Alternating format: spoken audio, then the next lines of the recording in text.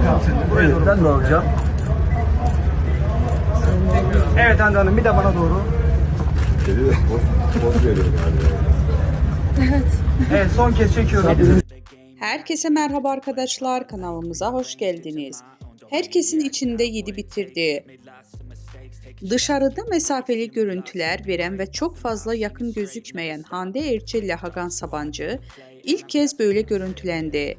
Birlikte yurt dışından çıkan ünlü çift, Hakan Sabancı'nın herkesin içinde sevgilisine olan yakınlığı hayranları tarafından görüntülendi.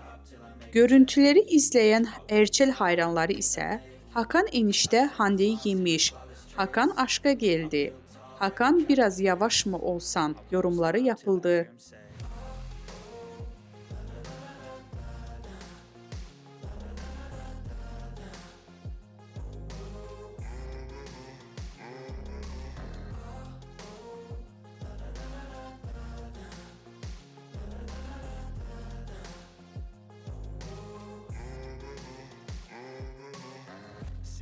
AM and I'm up again. I got tired eyes, need a cup of blend. That's right,